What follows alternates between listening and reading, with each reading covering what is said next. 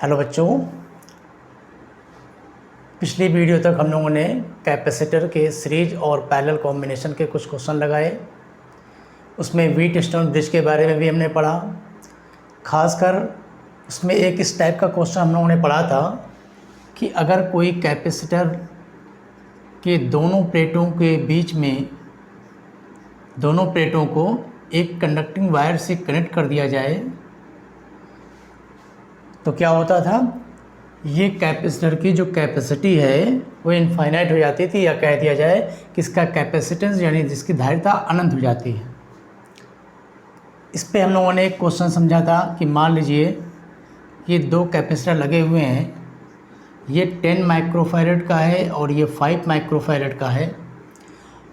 ये point A और point B, ए और बी के बीच अगर इक्विवेलेंट रेजिस्टेंस आपको निकालना है तो हम देख रहे हैं कि ये दोनों सीरीज कॉम्बिनेशन है और इनको आसानी से हम लोग कैलकुलेट कर सकते हैं। इन दोनों का रिजल्टेंट हो जाएगा 10 × 5/10+5।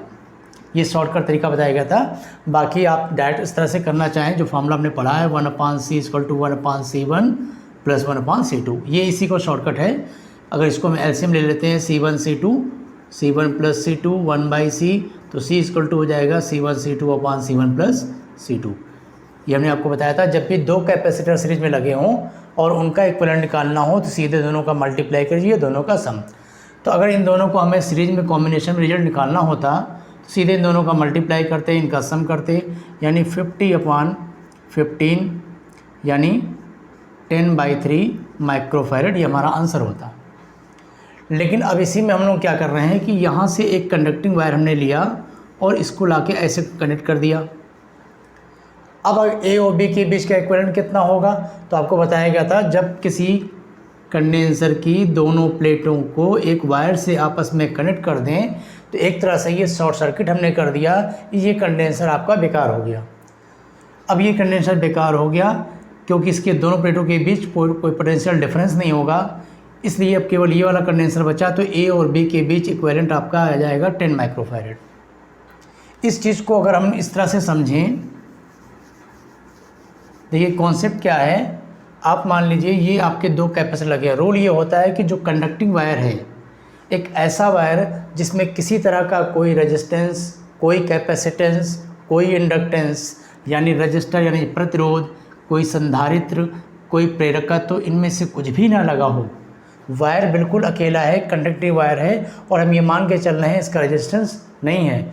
अगर इस वायर में कुछ भी नहीं लगा है तो इसका क्या मतलब हुआ कि इसके हर पॉइंट का पोटेंशियल एक जैसे होगा, हर बिंदु का विभव एक समान होगा, किसी भी दो पॉइंट के बीच विभवांतर नहीं होगा। अब इसको सॉल्व करने का तरीका ये होता है, जैसे मान लीजिए जो ए पॉइंट है यहाँ पे मान लीजिए ये वी विभव पर है, जो हमारा बिंदु ए है वो वी पोटेंशियल पर है, वी विभव पर है, और जो बी पॉइंट है वो मान लीजिए 0 विभव पर है। ठीक, अब बीच में हम देखते हैं कि यहाँ पर मान लीजिए एक पॉइंट है ये x। अगर इस जगह का इस पॉइंट का पोटेंशियल x है तो यहाँ से ये वायर ऐसे गया और बीच में कुछ भी नहीं लगा है तो इस पॉइंट का पोटेंशियल भी x होगा। अब हम क्या करते हैं, इधर हमने a पॉइंट लिखा, इधर हमने b पॉइंट लिखा, बीच में कोई पॉइंट x लिख लीजिए। ये हमारा v विभव पर था, b हमारा 0 विभव पर है। यहाँ का विभव v और यहाँ का विभव 0। तो हमने आपको बताया था कि देखिए जब यहाँ से का विभव 0 है तो यहाँ से लेकर यहाँ तक ये वायर है, यहाँ का विभव अगर 0 है, ये वायर इसमें कुछ भी नहीं लगा तो यहाँ का विभव भी 0 हुआ, यानी x मानने की कोई ज़रूरत नहीं है। फिर इस पॉइंट से यहाँ से ये वायर उठ के यहाँ पर आया, यहाँ भी कुछ नहीं लगा हुआ है तो इस पॉइंट का विभव भी 0 हुआ, x का काम खत्म। अब हम देख रहे हैं जितने भी कैपेसिटर यहाँ लगे हुए हैं सबकी प्लेटें या तो वी विभव से जुड़ी हुई हैं या 0 से। अब हमने एक किनारे पर ए पॉइंट लिखा, एक किनारे पर बी पॉइंट लिखा, बी 0 विभव पर है, ए हमारा वी विभव पर है। अब देखिए ये जो कैपेसिटर लगा हुआ है 10 माइक्रोफैरड का, ये वी और 0 के बीच, यानी इसकी एक प्लेट विभव वी से और दूसरी प्लेट विभव 0 से जुड़ी हुई है, तो हमने एक कैपेसिटर वी और 0 के बीच लगा दिया। ये हमारा 10 माइक्रोफैरड। अब इसको देखिए, इसकी एक प्लेट 0 विभव से और दूसरी प्लेट भी 0 विभव से, यानी इस कैपेसिटर में देखिए क्या खास बात मिल रही है कि दोनों प्लेट शून्य विभव से जुड़ी हुई हैं। ऐसा पॉसिबल नहीं है, ये शून्य विभव है कैपेसिटर को, कहीं 5 माइक्रोफैरेड का एक कैपेसिटर है जिसकी ये वाली प्लेट भी शून्य से जुड़ी हुई है, ये वाली प्लेट भी शून्य से जुड़ी हुई है, तो ये पॉसिबल नहीं है दोनों पॉइंट एक ही विभव पर हों, यानी बीच का विभवांतर शून्य, पोटेंशियल डिफरेंस नहीं है। जब पोटेंशियल डिफरेंस नहीं है तो ये कैपेसिटर काम नहीं करेगा, इसलिए हम कहते हैं ये पॉसिबल नहीं, इसको छोड़ दें, इसलिए सिर्फ ये कैपेसिटर बचता है। 3 लेकर हम लोगों ने प्रैक्टिस की थी कि अगर यहाँ पे 3 कैपेसिटर लगा दिए जाएं, ये ए पॉइंट और ये बी पॉइंट, अभी इसकी वैल्यू मान लीजिए 3 माइक्रोफैरेड 3 माइक्रोफैरेड 3 माइक्रोफैरेड, तो अभी जनरली देखा थी क्या सीरीज में है। अब सीरीज में इनका इक्विवेलेंट निकालना है तो 1/3 प्लस 1/3 प्लस 1/3 यानी 3/3 वैल्यू आ गई 1। शॉर्टकट भी आपको बताया गया था, अगर इक्वल वैल्यू के कैपेसिटर्स सीरीज में लगे हों तो उनमें से किसी एक की वैल्यू ले लेते हैं और नंबर ऑफ कैपेसिटर कितने हैं 1 2 3 3 से डिवाइड कर दीजिए, आंसर आ गया 1 माइक्रोफैरेड। बाकी आप करके भी देख रहे हैं तो 3 3 3 1/3 1/3 1/3 किया गया, 3/3 यानी 1 आया, तो CS आ गया 1। पता चला कि इन तीनों का इक्विवेलेंट कैपेसिटेंस 1 माइक्रोफैरेड। लेकिन फिर इसमें वही कहानी होती है कि अगर हम यहाँ से एक वायर लें और ले जाकर ऐसे जोड़ दें और एक वायर यहाँ से लें और ले जाकर ऐसे जोड़ दें, तो हमने क्या देखा था, यही क्वेश्चन का आंसर क्या चेंज हो गया था,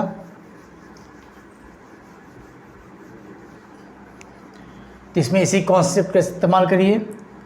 देखिए ये ए पॉइंट है, मान लीजिए यहाँ का विभव V है, यहाँ का विभव 0, इधर का पोटेंशियल V, इधर का पोटेंशियल 0, तो यहाँ से यहाँ तक कोई वायर नहीं तो यहाँ का पोटेंशियल भी V हुआ।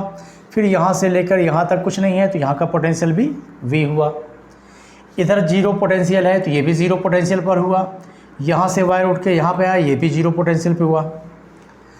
अब आप क्या करें, इस डायग्राम को चेंज करें, एक तरफ ए पॉइंट जिसका पोटेंशियल V और एक तरफ बी पॉइंट जिसका पोटेंशियल 0। तो देखिए ये कैपेसिटर जो 3 माइक्रोफैरेड का लगा हुआ था ये V और 0 के बीच लगा हुआ है, तो V और 0 के बीच हमने एक कैपेसिटर लगा दिया 3 माइक्रोफैरेड। इस कैपेसिटर के बारे में बताइए, इसकी एक प्लेट V विभव पर है, दूसरी प्लेट 0 पर है, यानी ये भी V और 0 के बीच लगा हुआ है। ये दूसरा वाला हो गया 3 माइक्रोफैरेड। इसको देखिए, इसकी एक प्लेट V से एक प्लेट 0 से, यानी तीसरा वाला भी V और 0 के बीच लगा हुआ है। तो इस तरह से हमने देखा A और B के बीच ये तीनों कैपेसिटर जो लगे हुए हैं वो इस तरह से हो जाएंगे, और जब इस तरह से हो जाएंगे तो ये तीनों क्या हो गए, पैरेलल हो गए। पैरेलल में रिजल्ट क्या बन जाएगा, 3 + 3 + 3 यानी 9 माइक्रोफैरेड। तो जब भी कोई कंडक्टिंग वायर जोड़ा जाता है तो उसका तरीका ये सॉल्व करने का है कि वायर के दोनों इनका पोटेंशियल आप समान कर दीजिए और डायग्राम को चेंज करने की कोशिश करिए। बाकी शॉर्टकट भी हमने बताया कि जब भी किसी कैपेसिटर की दोनों प्लेट के बीच में एक कंडक्टिंग वायर जोड़ दिया जाए तो उस कैपेसिटर को हम काउंट नहीं करते क्योंकि वो यूजलेस हो जाता है। अब आप कहोगे यहाँ से एक वायर आपने यहाँ से यहाँ तक जोड़ा तो ये दोनों यूजलेस क्यों नहीं हुए, क्योंकि ये जो दो कंडक्टिंग वायर आप जोड़ रहे हैं ये ऐसा नहीं कि किसी एक ही कंडक्टर की 2 प्लेट से जोड़ रहे हैं। अगर ये वायर यहाँ से उठता और यहाँ पर आके जुड़ जाता तो ये यूजलेस हो जाता, लेकिन यहाँ से एक वायर उठा है और यहाँ पर आया है, यानी एक प्लेट इसकी लगी हुई है और एक प्लेट इस कंडेंसर की लगी हुई है, तो इसमें फिर इस तरीके से हम लोग सॉल्व करेंगे। ठीक है, अब इसके ऊपर कुछ क्वेश्चन की हम लोग प्रैक्टिस करते हैं इसी कॉन्सेप्ट पर। देखिए न्यूमेरिकल खूब लगाइए, जितने ज़्यादा न्यूमेरिकल लगाएंगे उतनी ज़्यादा आपकी प्रॉब्लम को सॉल्व करने में आसानी मिलेगी। देखिए मान लीजिए ये कैपेसिटर लगे हुए हैं, इक्वल वैल्यू के हैं सब, ये पॉइंट A, ये पॉइंट B, जितने भी कैपेसिटर लगे हुए हैं सबकी वैल्यू सेम है C। अब हम क्या करते हैं, यहाँ से एक वायर लिए कंडक्टिंग वायर, यहाँ पे लाकर कनेक्ट किया गया, फिर यहाँ से एक वायर लिए और ले जाके यहाँ पे कनेक्ट किए, और फिर यहाँ से ले जाकर यहाँ पे कनेक्ट कर दिए। ठीक, 1 2 3 4, 1 मिनट रुकिए, ऐसे ना करते हैं, डायग्राम को थोड़ा सा चेंज करें। इसको यहाँ से लिया जाए,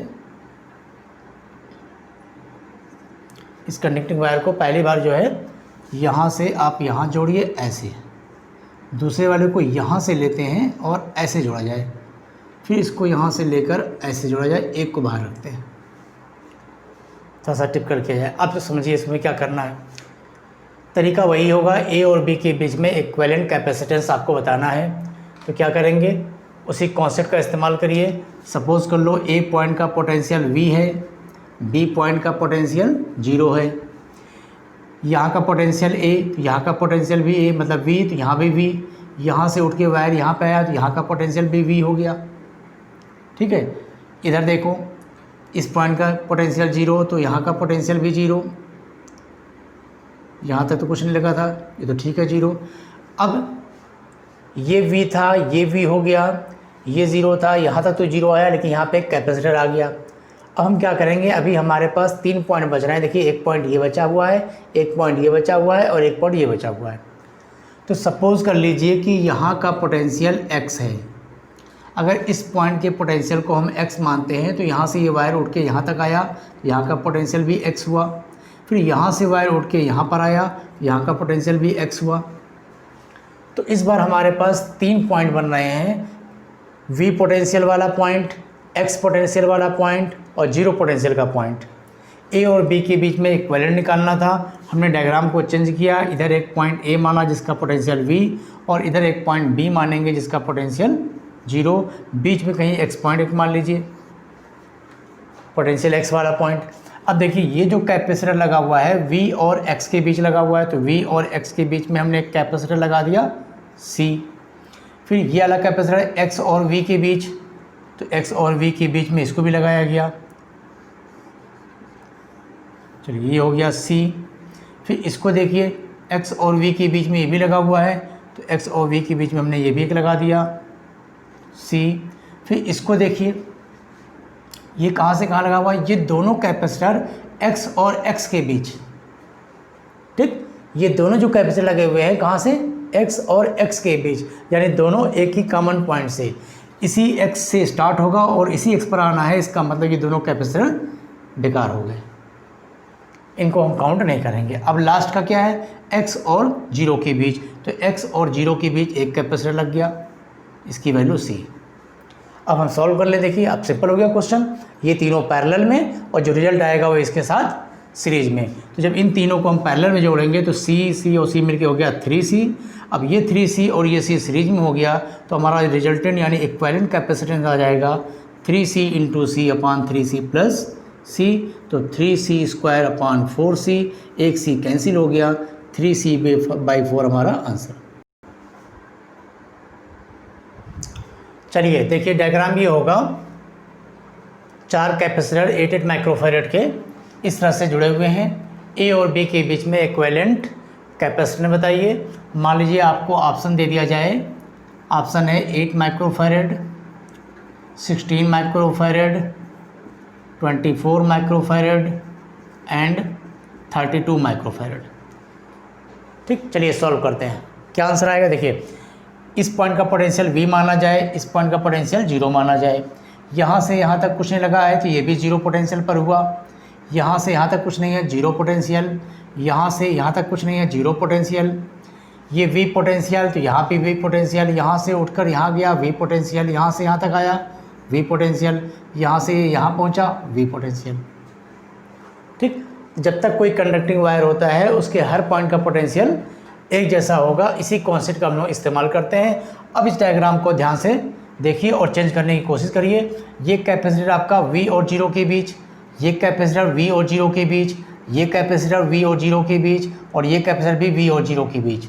यानी हमने देखा यहाँ पे जो 4 कैपेसिटर लगे हुए हैं, एक्चुअल में ये चारों V और 0 के भी लगे हुए हैं। मतलब इन चारों के प्लेट के बीच का पोटेंशियल डिफरेंस V है। एक तरफ V और एक तरफ 0, एक तरफ V एक तरफ 0। यानी अगर इसको चेंज करें, ये A पॉइंट है V पोटेंशियल वाला और ये B पॉइंट था 0 पोटेंशियल वाला, तो इन्हीं V और 0 के बीच में ये चारों कैपेसिटर हमारे लगे हुए हैं। पहले कैपेसिटर, दूसरा, तीसरा और चौथा, ये चारों इस तरह से लगे होंगे। सबकी एक एक प्लेट V से लगी हुई है और दूसरी प्लेट 0 पोटेंशियल पर है। तो इस तरह से हम देख रहे हैं क्या हो गया, ये पैरेलल कॉम्बिनेशन हो गया। और पैरेलल कॉम्बिनेशन में जो हमारा इक्विवेलेंट आएगा वो इनके सम के इक्वल आएगा। तो 8 + 8 + 8 + 8 यानी हो जाएगा 32 माइक्रोफैरड। समझ गए। तो 2-3 क्वेश्चन हमने लगाया और देखा सब में एक ही कॉन्सेप्ट तरीका क्या है कि जो भी कंडक्टिंग वायर लगा हो उसके दोनों एंड का पोटेंशियल एक जैसा कर दिया जाए, उसके बाद डायग्राम को चेंज कर लें, बहुत आसानी से सिंपल क्वेश्चन समझ में आ जाता है। अब एक क्वेश्चन हम लिखते हैं दोबारा, उसको आप लोग ट्राई करिए, पॉज करके उसको देखिएगा। देखिए डायग्राम ये है, यहाँ पर हमारे पास 4 कैपेसिटर माले लगे हुए हैं, एक 5 कर लेते हैं इसमें, ठीक। वैल्यू देखिए 12 microfarad, 10 microfarad, 5 microfarad, 9 microfarad and 8 microfarad. पहले तो ए और बी के बीच में ये हमने 5 तरह के कैपेसिटर लगा दिए। अब इसमें करना क्या है, देखिए डायग्राम को थोड़ा सा घुमा के यहाँ पे ए शो कर दे रहा है, इससे कोई कन्फ्यूजन वाली बात नहीं है। ए पॉइंट यहाँ लिखे, बी पॉइंट वहाँ लिखे, या ए उधर लिखे, बी उधर लिखे, उससे कोई दिक्कत नहीं है। अब क्या करना है, एक कंडक्टिंग वायर आपको यहाँ से उठाना है और इसको लगा देना यहाँ पर। एक कंडक्टिंग वायर आप 10 के बाद से उठाइए, उसको लगा दीजिए 9 को उधर। अब ए और बी के बीच में इक्विवेलेंट कैपेसिटर बताइए। आंसर लिख दिया जाए 4 माइक्रोफैरड, 15 माइक्रोफैरड, 9 माइक्रोफैरड, 16 माइक्रोफैरड। ये आपके 4 ऑप्शन दिए हुए हैं, मान लीजिए, ठीक। करा जाए, देखिए क्या तरीका है। मान लीजिए ए हमारा वी पोटेंशियल पे है, बी 0 पोटेंशियल पे। बार बार वी और 0 माना जाता है क्योंकि हम ये मान के चलते हैं जिन 2 पॉइंट के बीच पोटेंशियल डिफरेंस आपसे पूछ रहा है वो दोनों पॉइंट क्या सेल से जुड़े हुए हैं। सेल क्या करता है, दोनों पॉइंट के बीच में पोटेंशियल डिफरेंस पैदा करता है। तो जो भी सेल लगाई गई अगर वो वी वोल्ट की है तो मतलब दोनों पॉइंट के बीच का पोटेंशियल डिफरेंस वी हुआ। तो इसमें से ए पॉइंट का पोटेंशियल हम वी मान लेते हैं, बी पॉइंट का 0 मान लेते हैं। चलिए ए पॉइंट का पोटेंशियल वी, तो यहाँ से ये वायर देखिए आया, कुछ नहीं लगा हुआ है, यहाँ तक भी वी आएगा, ठीक। तो ये पूरा यहाँ से लेकर यहाँ तक वी आ रहा है, यहाँ तक। इसके बाद इधर से अगर देखते हैं, ये 0 पोटेंशियल यहाँ तक आया, ठीक। कंडक्टिंग वायर यहाँ पे ख़त्म हो रहा और ये वाला कंडक्टिंग वायर आके यहाँ ख़त्म हो रहा। अब आपको बीच में पॉइंट मानने पड़ेंगे। ये वाला पॉइंट मान लीजिए एक्स बोल्ट पर है, तो यहाँ से कंडक्टिंग वायर उठा है और यहाँ पर आया, तो ये वाला पॉइंट भी एक्स बोल्ट पर हो गया। इसी तरह से ये वाला अगर हम वाई बोल्ट पर मान लें तो ये वाला पॉइंट भी वाई बोल्ट पर होगा, क्योंकि यहाँ से वायर उठकर ऐसे आया है। अब देखिए हमारे पास 4 पॉइंट हैं, वी पोटेंशियल का पॉइंट, 0 पोटेंशियल का पॉइंट, एक्स पोटेंशियल का और वाई पोटेंशियल का। जब भी 4 हो जा रहे हैं तो इससे थोड़ा सा हम आइडिया लगाते हैं। एक किनारे हमारा ए वाला पॉइंट है वी पोटेंशियल वाला, और एक किनारे हमारा बी पॉइंट है 0 पोटेंशियल वाला। बाकी जो 2 पॉइंट है इसमें एक एक्स पॉइंट इधर मान लेते हैं, वाई पॉइंट इधर मान लेते हैं। कोई ज़रूरी नहीं है कि ऐसे माना जाए, वो थोड़ा सा आइडिया लग जाता है। आप डायग्राम बना के देखिए क्या बनता है।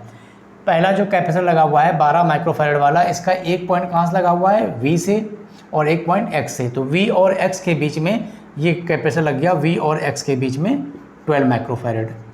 ये वाला कैपेसिटर देखिए एक्स और वाई के बीच, तो एक्स और वाई यानी ये कैपेसिटर ऐसे लग गया 10 माइक्रोफैरड का। ये देखिए 5 है वाई और एक्स के बीच, तो वाई और एक्स के बीच यानी 5 भी इन्हीं के बीच लगा हुआ है, 5 माइक्रोफैरड। फिर ये वाला देखिए x और y के बीच 9 यानी x और y के बीच में ये भी ऐसे ही लगा हुआ है 9 माइक्रोफैरड। फिर ये वाला देखिए y और 0 के बीच, ये y है और ये 0 है, इन दोनों के बीच एक कैपेसिटर लगा हुआ है कितना, 8 माइक्रोफैरड। चलिए समझ में आ रहा क्या पॉइंट हो गया, a पॉइंट, इस किनारे b पॉइंट, ये बीच में x और y 2 पॉइंट है।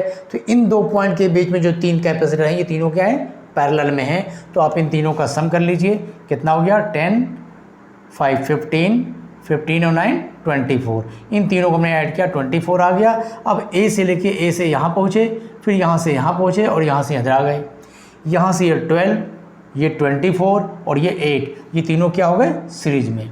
तो ए से बी तक का जो टोटल इक्विवेलेंट हमारा आ जाएगा आंसर, वो क्या आएगा, जब तीनों सीरीज में है तो कैसे जोड़ेंगे, 1 अपान इक्विवेलेंट 1 अपान 12 प्लस 1 अपान 24 प्लस 1/8।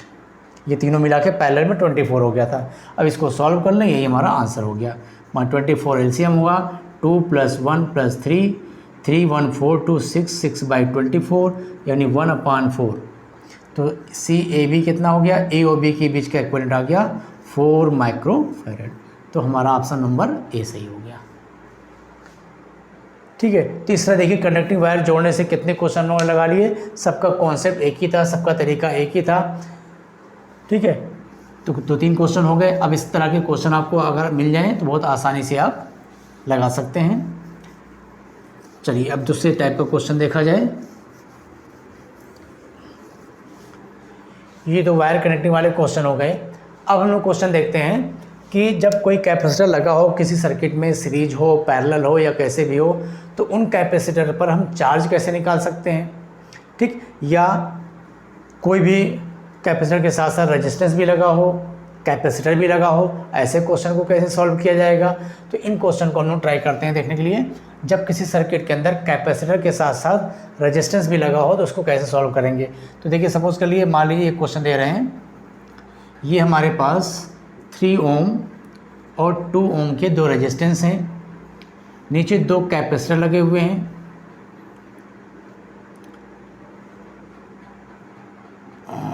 चलो इसको चेंज करते हैं, 6 ओम, 5 ओम, 3 माइक्रोफैरड एंड 2 माइक्रोफैरड, इस तरह से कनेक्शन किया गया। इसके बाद यहाँ पर एक सेल लिया गया है 12 वोल्ट का, इसका इंटरनल रेजिस्टेंस 1 ओम और ये ऐसे कनेक्ट कर दिया गया।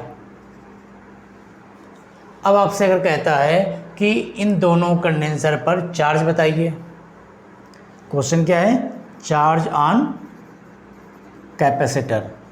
एक वर्ड यहाँ पे इस्तेमाल करता है, इन स्टडी स्टेट, स्थायी अवस्था में। स्थायी अवस्था में इन दोनों कंडेंसर की प्लेटों पर कितना चार्ज होगा। तो देखिए, स्टडी स्टेट या स्थायी अवस्था का अर्थ ये है कि हमारे कंडेंसर दोनों चार्ज हो चुके हैं। वैसे ही पूछ रहे हैं कि प्लेटों पर चार्ज, तो यानी चार्ज हो चुका है, क्योंकि कैपेसिटर किससे जुड़ा हुआ है, बैटरी से। बैटरी क्या करती है, कंडेंसर को चार्ज करती है। लेकिन यहाँ स्टडी स्टेट का अर्थ आप समझ लीजिए, स्टडी स्टेट का अर्थ है कि कंडेंसर चार्ज है, और हम जानते हैं जब कंडेंसर चार्ज हो जाता है तो उसमें कोई करंट नहीं जाता। अगर यहाँ पर क्वेश्चन में कोई रेजिस्टेंस अगर लगा भी होता, कि मान लीजिए यहाँ भी एक कैपेसिटर लगा हुआ रेजिस्टेंस 5 ओम, तो ये हमारे लिए वैसे भी काउंटेबल नहीं है, इसको हम लोग अपनी कैलकुलेशन में शामिल नहीं करेंगे, क्योंकि जो भी करंट इस सेल से चलेगी, इस सेल से करंट जाने के बाद यहाँ पर इसके 2 अलग अलग रास्ते डिवाइड होते हैं, लेकिन इधर करंट नहीं आएगी, क्योंकि यहाँ पर कैपेसिटर लगा हुआ है, और जब कैपेसिटर चार्ज हो जाता है तो करंट लेना बंद कर देता है। अब आप कह सकते हो भाई शुरुआत में तो करंट इसके अंदर जाएगी, उसके बाद चार्ज होगा, लेकिन आपको थ्योरेटिकली ये मालूम है कैपेसिटर जो है चार्ज और डिस्चार्ज होने में जो टाइम लेता है वो बहुत ही कम टाइम होता है। हम ये कहते हैं कि कैपेसिटर एक इंस्टेंट में, यानी एक पल में चार्ज होता है और एक पल में ही डिस्चार्ज होता है, तो उस टाइम को बहुत ही छोटा माना जाता है।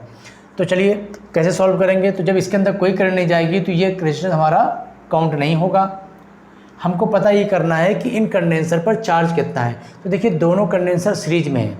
सीरीज में क्या होता है, दोनों पर चार्ज सेम होगा, और कितना होगा, जितना इक्विवेलेंट है। तो इक्विवेलेंट चार्ज निकालने के लिए हम क्या करेंगे, पहले इनका इक्विवेलेंट कैपेसिटेंस निकाल लीजिए। तो 3 माइक्रोफैरड और 2 माइक्रोफैरड जब ये सीरीज में हम जोड़ देंगे तो इनका इक्विवेलेंट कितना हो जाएगा, इक्विवेलेंट हमारा मिल जाएगा 3 × 2 3 + 2 6/5, यानी 1.2 माइक्रोफैरड। तो ये हमें टोटल कैपेसिटेंस का मालूम हो गया। टोटल चार्ज हमको पता करना है। तो जब टोटल कैपेसिटेंस मालूम हो गया और टोटल चार्ज आपको निकालना है, तो फॉर्मूला होता है Q = CV। C हमें ऑलरेडी पता हो चुका, दोनों का मिला के 1.2 माइक्रोफैरड। अब बचता है V। अगर हमको ये मालूम चल जाए कि दोनों कैपेसिटर का वोल्टेज कितना है, ठीक है, अगर इन दोनों कैपेसिटर के विभवांतर की वैल्यू मिल जाए, पोटेंशियल डिफरेंस की वैल्यू मिल जाए, यानी वोल्टेज की वैल्यू मिल जाए, तो हमारा क्वेश्चन हो गया। अब बात आती है इनका हम वोल्टेज कैसे पता करें। तो इसके लिए हमने इनकी मदद लेंगे। हम देख रहे हैं कि दोनों कंडेंसर जो लगे हुए हैं वो इस दोनों पॉइंट के बीच लगे हुए हैं, यहाँ से लेकर यहाँ तक इन दोनों पॉइंट के बीच ये दोनों लगे हुए हैं, और इन्हीं दोनों पॉइंट के बीच में ये दोनों जुड़े हुए हैं। इसका मतलब ये दोनों रेजिस्टेंस और ये दोनों कैपेसिटर आपस में क्या हो गए, पैरेलल हो गए, और पैरेलल में वोल्टेज क्या होता है, सेम होता है। हमें इनका वोल्टेज चाहिए था, अगर हम इनका वोल्टेज निकाल लें तो वही वोल्टेज इसका माना जाएगा। और इसका वोल्टेज आप कैसे निकालोगे, तो देखिए यहाँ से करंट चली और ये करंट ऐसे होते हुए इसमें से ऐसे होते हुए आकर यहाँ से वापस, तो यहाँ से लेकर यहाँ तक का वोल्टेज कितना हुआ, तो हम कहेंगे कि इन्हीं दोनों पॉइंट के बीच में देखिए बैटरी लगी थी, अगर ये इंटरनल रेजिस्टेंस हमको ना दिया होता तो इसका वोल्टेज हम 12 वोल्ट ले लेते, लेकिन इंटरनल रेजिस्टेंस भी अपना रोल अदा करेगा। तो हम ये मान चलेंगे, मान लीजिए यहाँ से करंट चली आई। अब ये करंट कितनी है इसका कैसे पता चलेगा? तो इस करंट को निकालने के लिए इस पूरे करंट कहाँ जा रही है, यहाँ से ऐसे निकली 6 ओम में गई, 5 ओम में गई, फिर ऐसे होते हुए सेल के इंटरनल रेजिस्टेंस के अंदर से होते हुए यहाँ पर वापस। तो ये रेजिस्टेंस कितने हुए, 6, 5 और इंटरनल 1। टोटल रेजिस्टेंस हो गया हमारा 6 + 5 + 1 यानी 12 ओम। तो टोटल वहाँ से करंट कितनी निकल रही है, I = total EMF, total resistance, total EMF हमारा 12 वोल्ट, टोटल रेजिस्टेंस हमने निकाल लिया 12, वैल्यू आ गई 1 एम्पियर। पता चला यहाँ से 1 एम्पियर करंट निकली थी, और जब 1 एम्पियर करंट यहाँ से यहाँ तक गई तो इस दोनों पॉइंट के बीच का हाल क्या रहा, इन दोनों पॉइंट के बीच का रेजिस्टेंस आपका 11 ओम है, तो इन दोनों पॉइंट के बीच का वोल्टेज हो गया V = IR फॉर्मूले से। करंट आ रही है 1 एम्पियर की, रेजिस्टेंस है 11, ये हो गया 11 वोल्ट। यानी ये दोनों रेजिस्टेंस 11 वोल्ट पे काम कर रहे हैं, तो दोनों कैपेसिटर भी 11 वोल्ट पे काम करेंगे, और इसी 11 का यहाँ पे हम इस्तेमाल कर लेंगे। तो आ गया 13.2 माइक्रोकूलम। ये हमारा आंसर हो गया कि दोनों कैपेसिटर 13.2 माइक्रोकूलम चार्ज की प्लेटों पर है। ठीक है, तो जब ऐसे क्वेश्चन आ जाए जहाँ पर रेजिस्टेंस और कैपेसिटेंस दोनों लगा हो, तो हम लोग क्या करेंगे, किसी तरह पहले हम लोग ये पता कर लें कि वो कैपेसिटर कितने वोल्टेज पर काम कर रहे हैं। अगर वोल्टेज मालूम हो जाएगा तो उनका चार्ज भी मालूम हो जाएगा। चलिए 1-2 क्वेश्चन और इस पर लगाते हैं, थोड़ा सा डाउट और क्लियर हो जाए।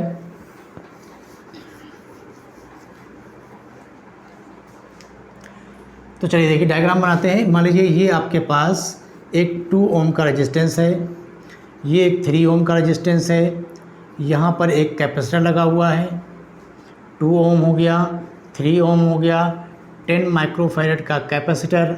उसके बाद यहाँ पर एक 0.5 ओम का रजिस्टर हो गया। यहाँ एक बैटरी लगा दी जाए 2.5 वोल्ट की, और इसको ऐसे कनेक्ट कर दें। अब आपसे बोले कि इस कैपेसिटर पर कितना चार्ज होगा। क्वेश्चन क्या है, चार्ज ऑन कैपेसिटर, इस कैपेसिटर पर चार्ज बताइए।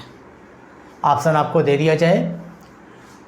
पहला ऑप्शन 15 माइक्रोकूलम, दूसरा 20 माइक्रोकूलम, तीसरा 5 माइक्रोकूलम, और चौथा ऑप्शन दे दिया जाए 0। चलिए करके देख लीजिए क्या कॉन्सेप्ट बनाएंगे, तरीका क्या होगा भाई।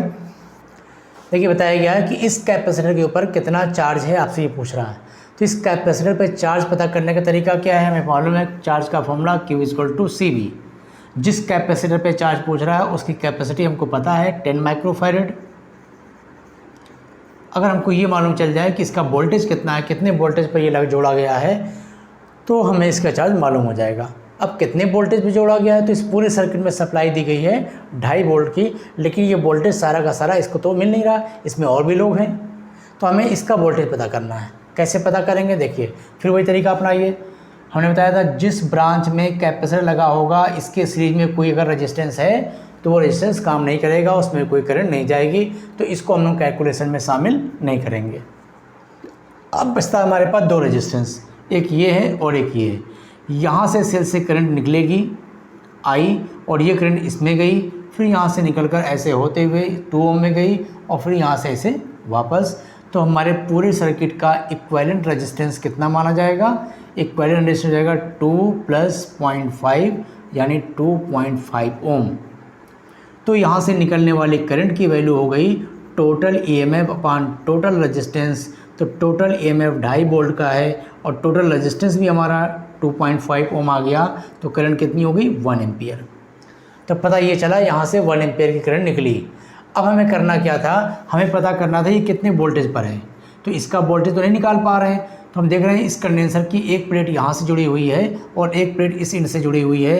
अगर इन दोनों एंड के बीच का पोटेंशियल डिफरेंस मालूम हो जाए, वोल्टेज मालूम हो जाए, तो वही हमारा कैपेसिटर का वोल्टेज कहलाएगा। अब इन दोनों पॉइंट के बीच ये भी तो लगा हुआ है, तो इसका वोल्टेज निकाल लो। इसका वोल्टेज कैसे निकालेंगे, इसमें करंट कितनी आई है 1 एम्पियर की, यहाँ से जो करंट निकली थी 1 एम्पियर, वही तो इसमें गई 1 एम्पियर। तो इसमें करंट आई है 1 एम्पियर, तो इसका वोल्टेज कितना हो गया V = IR, करंट की वैल्यू 1, रेजिस्टेंस 2, ये हो गया 2 वोल्ट। और अगर ये 2 वोल्ट पे काम कर रहा है तो कैपेसिटर भी 2 वोल्ट पे काम कर रहा है, और यहाँ पे आप 2 का यूज़ कर लीजिए, 20 माइक्रोकूलम आपका आंसर हो गया। ठीक, कॉन्सेप्ट क्लियर हो गया थोड़ा सा। चलिए एक क्वेश्चन आप ट्राई करिए। अब ये मान लीजिए 2 रेजिस्टेंस 1 ओम, यहाँ पे एक 5 माइक्रोफैरड का कैपेसिटर लगा दें, और एक रेजिस्टेंस यहाँ पे और लगा दीजिए 5 ओम जोड़ दिया गया, यहाँ से सप्लाई दे दीजिए 2 वोल्ट की। चलिए सेम क्वेश्चन है, इस कैपेसिटर के ऊपर चार्ज बताइए। चलिए ट्राई करिए, चलिए करा जाए। देखिए क्या तरीका आपको बताया गया। जिस कैपेसिटर पे चार्ज निकालना है उस कैपेसिटर पे चार्ज का फॉर्मूला क्या बनेगा, Q = CV। C की वैल्यू हमको मालूम है 5 माइक्रोफैरड। सिर्फ वोल्टेज का हमको पता लगाना है कितने वोल्टेज पे काम कर रहा है।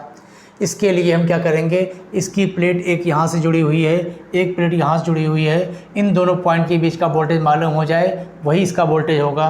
और इन दोनों पॉइंट के बीच का वोल्टेज निकालने के लिए हम लोग इसकी मदद लेंगे कि इन दोनों का वोल्टेज कितना है।